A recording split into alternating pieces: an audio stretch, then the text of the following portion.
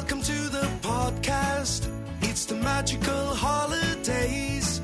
Time for Joe watching 60 Christmas movies in 60 days. Why, you might ask? Because it sounds like a crazy task to be watching 60 Christmas movies in 60 days. It'll be struggle, no I won't lie. By the halfway point I will lose my mind, but with your support I'm gonna be fine. So let's have a blast on this Christmas time. Join me now and let's find out about today's Christmas movie. Was it good or bad? Happy or sad? Is there another dead mom and dad? Let's get to it with no delay. It's your old pal Joe and he's happy to say welcome to Joe watches 60 Christmas movies in 60 days. How's it going, everybody? You know who it is. It's me. It's your old pal Joe. Welcome to Joe watches 60 Christmas movies in 60 days. It's episode 13. We're past the 1/5 marker. Isn't that amazing? When I put it that way, when I say that we're past the first 1/5 of the season, that feels like it's a gargantuan accomplishment. But when I think about the fact that I still have to watch 46 more movies, that feels like I haven't done shit. But we're going to focus on the part that feels like a great accomplishment, because that is true, invariably true. We have watched a movie every single day for the last 13 days, even though some of the podcasts have been a little tardy. But this is kind of remarkable. I don't know that I've had a first 13 days or so go as well as these have. And you know what? I'm happy about that. I'm proud of that. And I hope you're proud of listening, if indeed you still are. Well, if you heard me say that, you're listening no matter what. Before we get into the movie, of course, we got to send a shout out to my supporters, my sponsor, Third Eye Comics. If you need anything in the world of comics, graphic novels, gaming, music, or movies, please check them out at shop.thirdeyecomics.com. I can't recommend them enough, and I hope that you'll give them a shot to do something for you. To do something for you? No, just sell you something. Give them a shot. Give them a chance to sell you something. And support them because they've supported me. Let's move into the movie. It's time to talk about Christmas on Fifth Avenue. This was a totally fine and above average rom-rom that I found. I looked like it could be a bit different, and honestly, it was a bit different. There wasn't a lot of the tropes that you come across in these movies. This movie did not have them. It still had some, but it was pretty original for overall. It's also one thing I've noticed with a lot of these 90-minute holiday romance movies is that there's often not a lot of tumult, a lot of challenges in the romance area, and that things tend to be pretty smooth once you hit the 50 or 60 minute minute mark, and then from there everything goes pretty smooth. There's usually something that throws a wrench into the romance, but then that's quickly undone because at that point there's probably only about 10 minutes left. So I've noticed this pattern. Maybe it's always been there, but I've noticed it heavily with the movies that I've watched this season about how, for the most part, things go much more smoothly than you'd expect. We got to start talking about this movie because if we don't, we will never finish. Christmas on Fifth Avenue is about a young lady named Eva who runs a wish-granting company, but it's not as magical as granting a wish for somebody just as is. It's a company kind of like Uber Eats or Grubhub or one of those other, services where you're paying them a fee to bring you something that you need. Except it's a little more open-ended in this case. You may say, I'm feeling sick, I'm feeling under the weather, and the person that you're paying will, instead of just bringing you a specific product that you've asked for, they bring you what they think will help you get over the hurdle that you're dealing with. So in that case, it's a bit different than a lot of the services that we deal with, but I also imagine it's probably a bit more expensive than the services that we deal with. So it's about Eva, a woman who helped start this company, and a very special task that she gets roped into. We open with some carol singers in a very snowy park. They're all done up in holiday clothing as if they were straight out of a play. We have two women and a bloke who are singing, except the guy is not really singing much. They're singing We Wish You a Merry Christmas. The middle singer is screwing up the words. The first singer gives her a hard time, and they bicker back and forth. Just then a woman walks up. This is our main character, Eva. She explains that she's there from Urban Genie and says that she has a wish request that she's there to fulfill. We find out that the guy on the end, he actually was the one that requested this. His name is Dan, and he had mentioned that he lost his singing voice. His throat was all screwed up. So Eva has brought him some lemon ginger honey tea.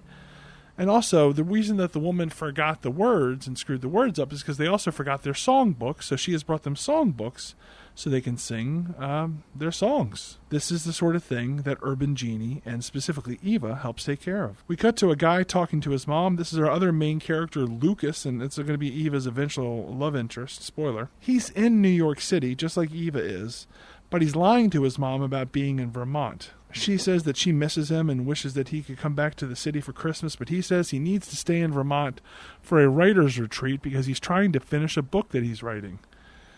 We learn that Lucas is a best-selling author, but he's stuck writing a book. And why is he stuck? We'll find out later. And by later, I mean the very next moment, because Lucas's mom mentions how she knows Christmas must be hard this year to be without Sally Ann, and she mentions how there was a terrible accident, which does not seem like the right way to tackle this when you're talking to the widow of someone. It's like, I know you're having trouble without Sally Ann, but there was a terrible accident, and he knows there was a terrible accident. You don't have to tell him there was a terrible accident. Regardless, he cuts her off and wishes his mom a Merry Christmas. Back to Eva, talking to her co-worker and buddy Paige. Paige is worried that Eva is worried too much about their business and not enough about her own self. She says, you deserve to start spending time on granting your own wishes. Maybe even finding romance? Eva says she's just too busy to worry about those things right now. In fact, next on the agenda is delivering a dog who's just had a holiday makeover back to its owner, which happens to be Lucas's mom and Eva's favorite client. Lucas's mom is, for whatever reason, also worried about Eva's romantic life. And before Eva can leave, she says, I have one more wish request for you if you can take care of it. And because she is Eva's favorite client, she agrees. This is a big one. It's for her son, Lucas. He's spending Christmas, at least the Christmas season, in Vermont. And so what she'd like to do is to hire Eva to go to his penthouse on Fifth Avenue, that's hence the title, and to just basically take care of it. House sit for him while he's away. Decorate the place up for Christmas for when he comes back.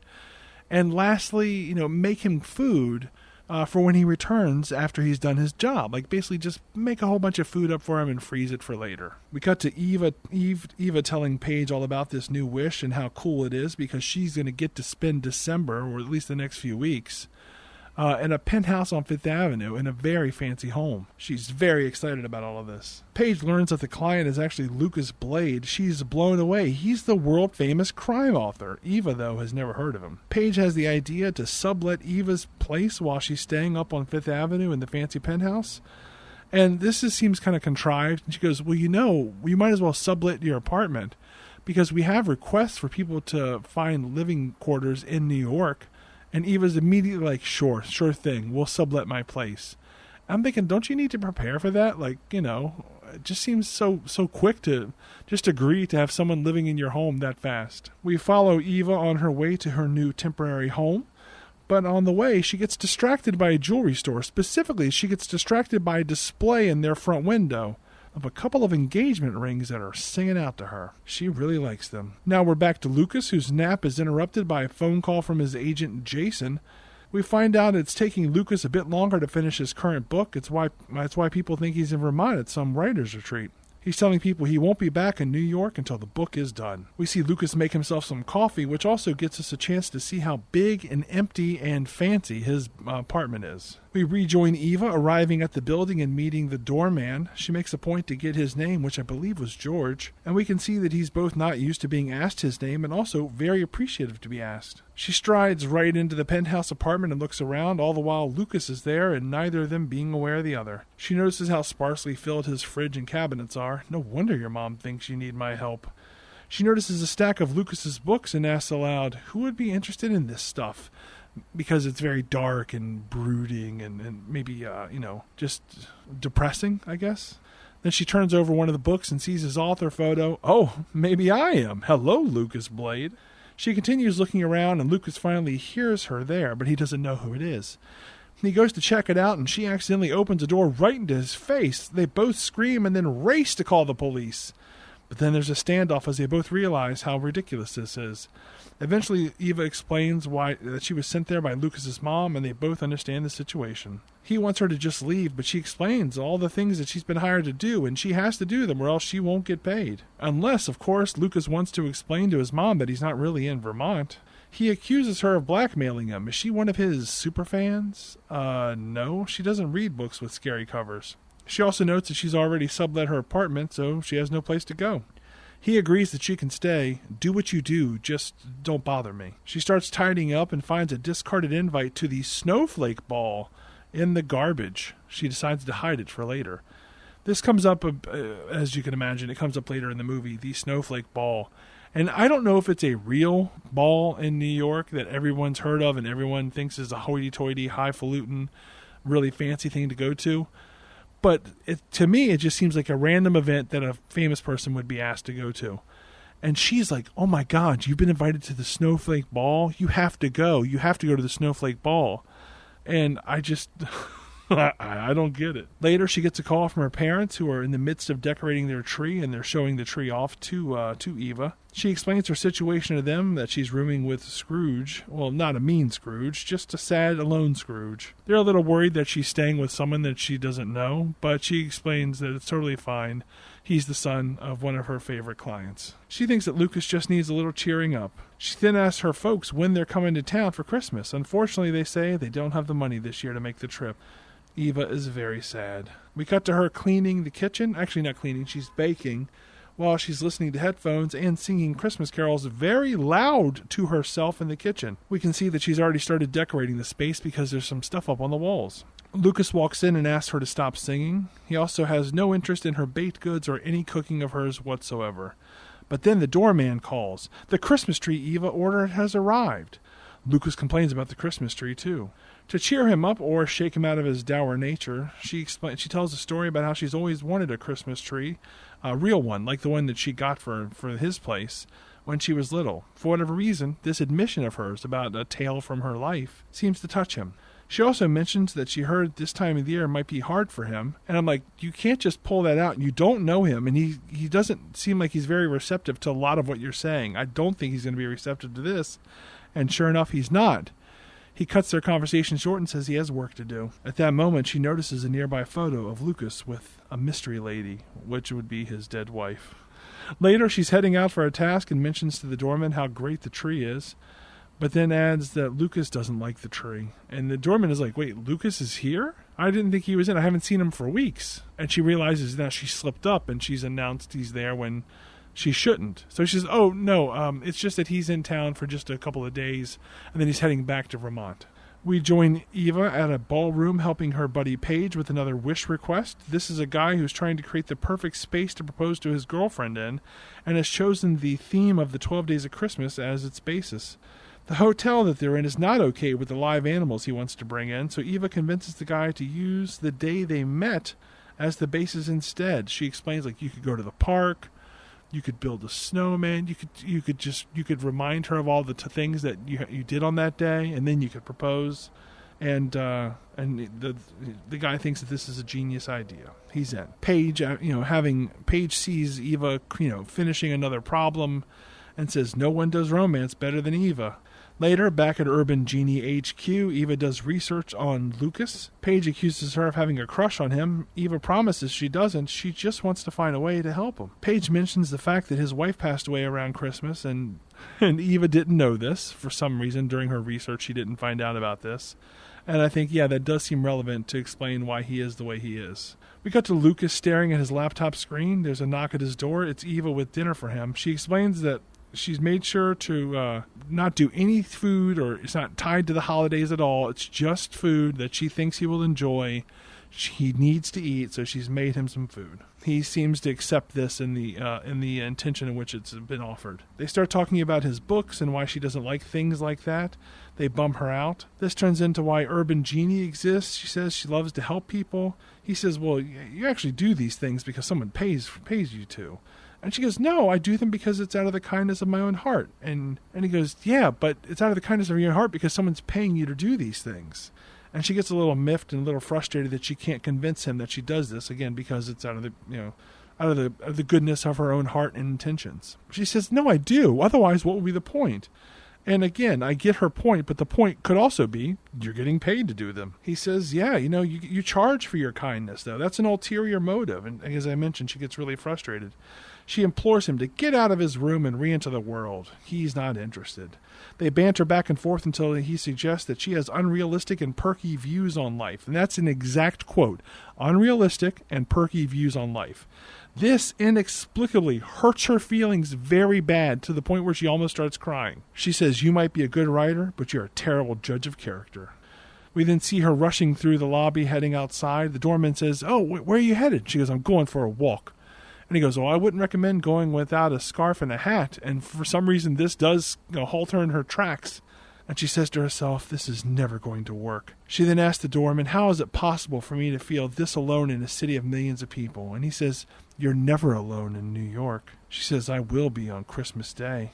And he goes, well, if you're going to be alone on Christmas Day, why don't you come and spend time with me? I'll be working here at the front desk. The other doormen have families, so I usually work the day for them. Normally, though, I'd have my dog Luna with me, but unfortunately she passed away this year. He proudly shows off a picture of Luna to her, and Eva is delighted to see this cute dog. He says it's not so bad working on Christmas. It's nice to be a part of people's good days. This gives Eve an idea. Why don't we put together a breakfast for you and for any other people that might have to work, and we can all enjoy the day together before everybody has to go off and do their things. The doorman is in. He loves it. Later, we see Eva working when Lucas comes out to the living room. He was just coming out for more food. He really liked what she made for him the night before. Or maybe it was even earlier that day. I don't know. Hearing this makes Eva happy. They exchange pleasant words, and it leads to him apologizing for what he said to her before. She also apologizes for being in his personal space. They make nice, and it leads to him talking about how difficult it's been for him to recapture his writing magic. He says he wrote his manuscript before his wife died, and now he has to come up with all these ideas when there's nothing there to drive him. She gets curious and asks him what started him writing. He says, I remember my mom reading me bedtime stories as a kid, and the different twists and turns that the stories would take got me so excited that I wanted to come up with my own twists and turns for others. Eva suggests that maybe he think about writing for his mom instead of writing for everybody, and maybe don't try to focus on the whole book at once, just focus on the part right in front of you. She then gives an example, don't try to think that you're making a fancy meal. Just make a grilled cheese sandwich. And with that, you avoid trying to meet perfection, and instead can simply focus on getting something done that also happens to be delicious, like a grilled cheese sandwich. He appreciates her advice and heads back to work. Eva smiles at this new side of Lucas. We follow him back into his office where he pulls a book off his shelf. He leafs through it and gets an idea. He sits down and gets to work. This specific book that he looks through, the idea he gets, it's actually not explained. It's not. In retrospect, I look back and I'm like, what did that lead to? I have no idea. We cut to Eva pitching her brunch idea for those that have to work on Christmas to Paige, her business partner, I guess. Both Paige and the woman who runs the cafe that they often work inside offer their support to help make it a reality. Back to Lucas writing. He hears Eva talking out in the living room and heads out to see what she's up to. Turns out she's streaming a video, or she's streaming a broadcast, however you want to word it, about how to decorate your Christmas tree. As part of her demonstration, she explains that she grew up in foster care and didn't have much to top her tree with, so she went with a festive sock. She also talks about how supportive her parents have been, which we find out are her foster parents, and how much they mean to her. When she sees Lucas watching, she gets nervous and ends her broadcast quickly. He says her foster parents sound really great, and also mentions, following Eva's advice, he's now written 10,000 words. She's very impressed.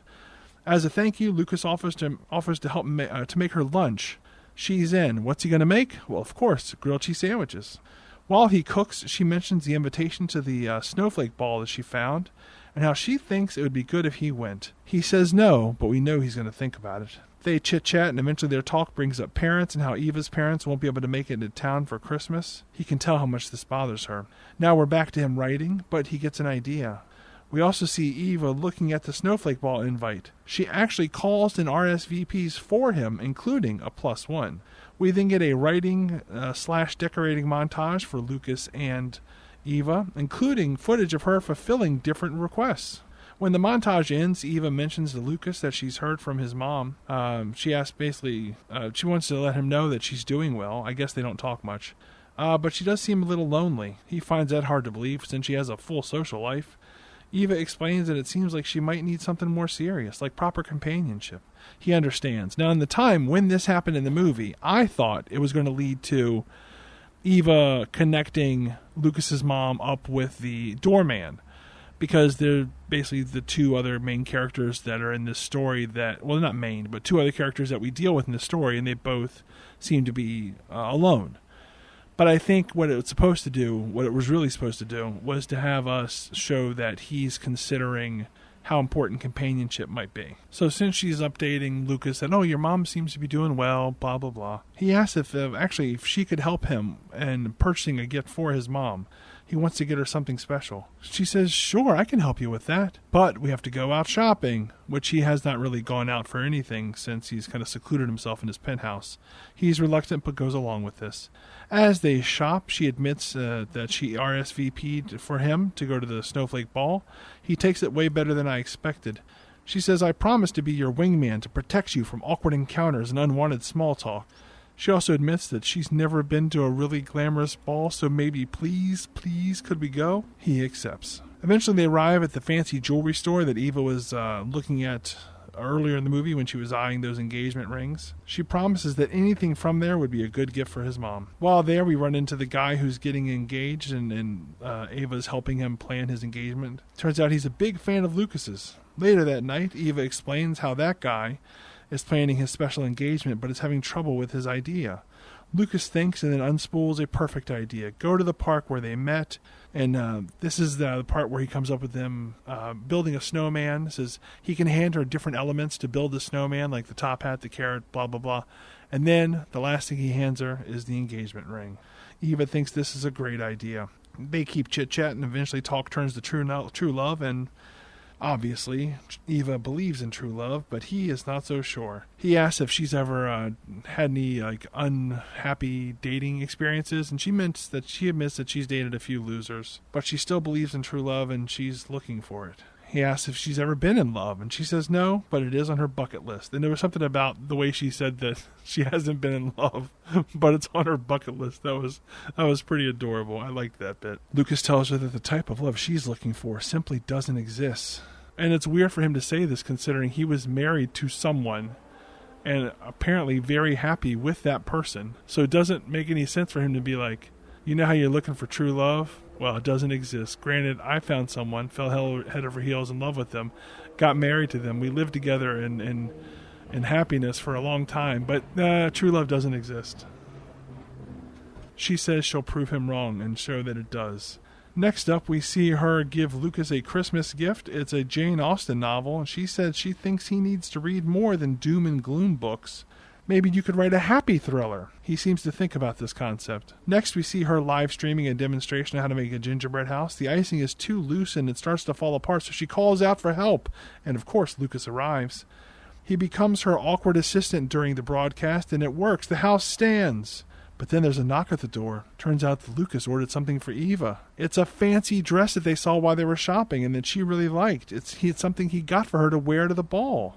She's overcome with happiness and almost starts crying. She says that he can sure be thoughtful for a cynic. Cut to Lucas waiting in the lobby for Eva before the ball. This lets her and the character make an entrance so that we can take her in. Like, oh my gosh, she's so beautiful in this fancy new dress. Lucas says she looks incredible. She looks at him in his tuxedo and says, you clean up well too. Off to the ball they go. At the ball, we find out that Lucas has already made a generous donation to the charity hosting it. It's a children's charity. And he's even arranged a book signing there to raise additional money. Eva is very touched that he's gone in so much and for the charity. And then they watch the Nutcracker, which I didn't expect to happen during this scene, but we don't see it. We just see them in a balcony. This doesn't fit at all with the rest of this Snowflake Ball, unless it does. Unless you tell me, Joe, the Snowflake Ball does exist.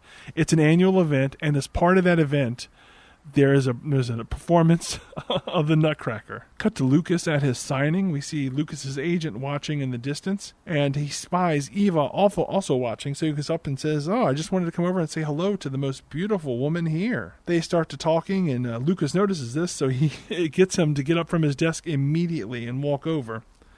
He talks to his agent for a bit and sort of gets him to leave.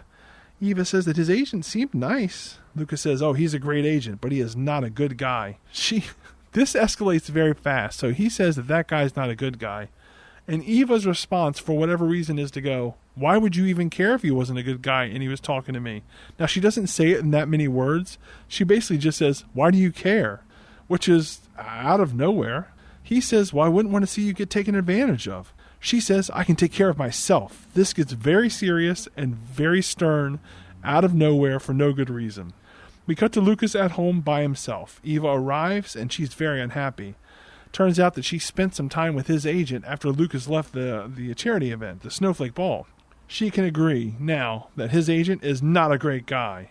She seems upset by whatever occurred. And I don't think it's anything like super serious, but it's still odd to see these twists and turns in these characters it doesn't really amount to anything. Anyway, Lucas tries to make her feel better, but she lashes out that Lucas may be okay being alone, but she wants to spend her life with someone. And before Lucas can say anything, she leaves to work on her big proposal client.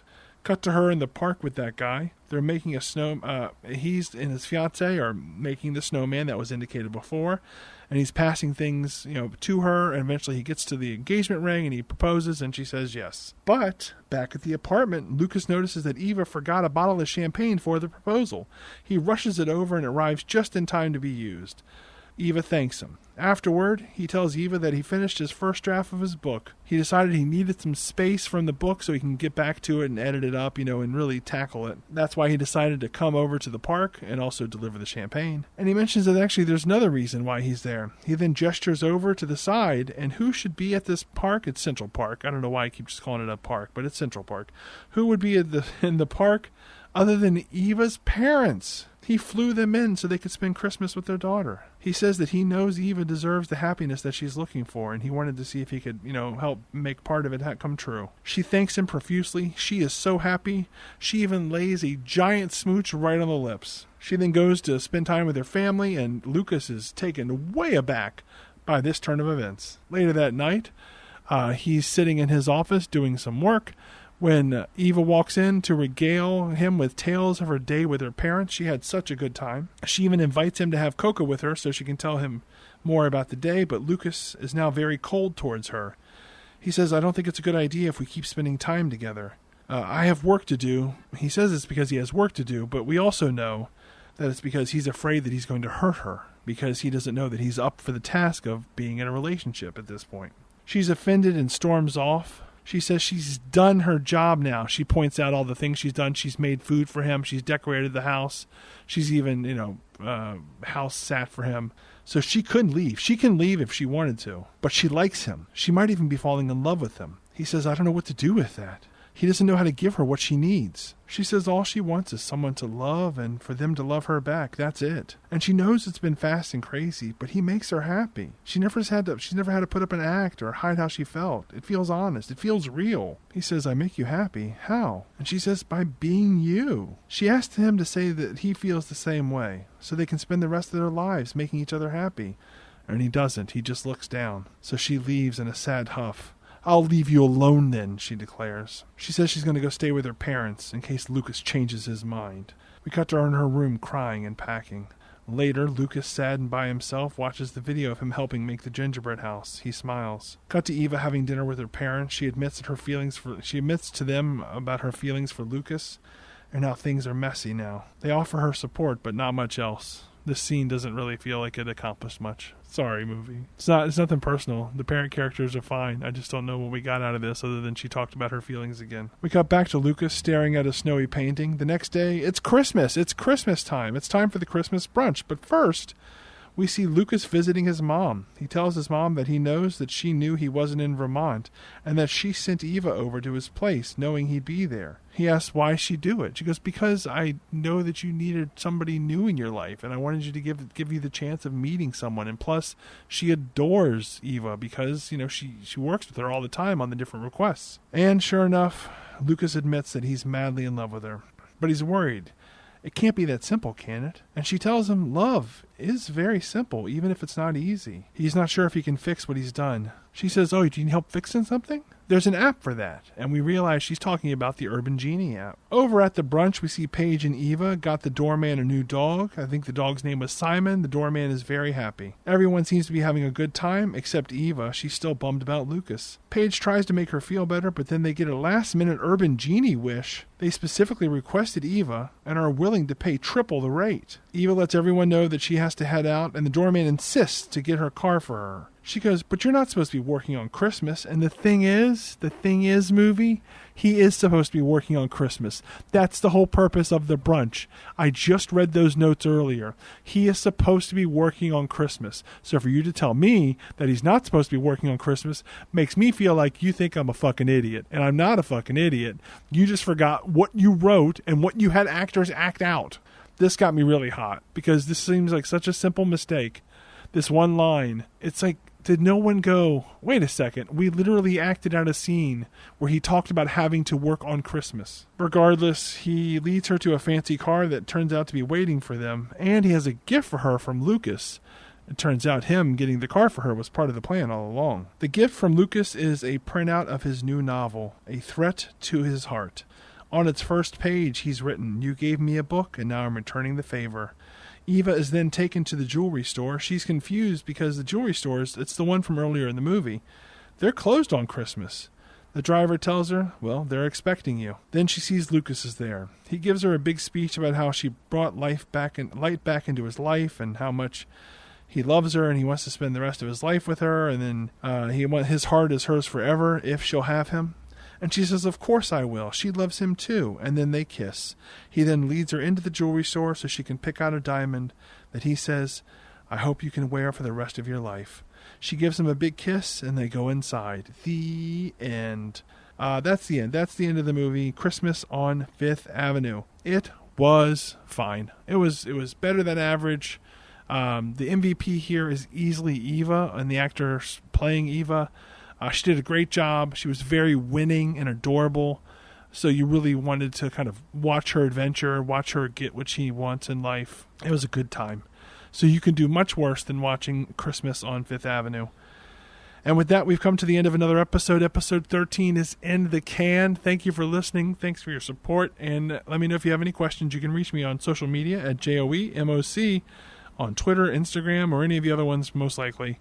Just reach out and I will probably have not much else to say other than thank you for listening. And I don't want to watch any really long movies or any movies that are already famous because it seems too easy. I have to watch garbage or at least the unknown. Let's see what's in those deep, dark, murky depths. All right, that's it. Talk to you later. Talk to you tomorrow, in fact. Take care.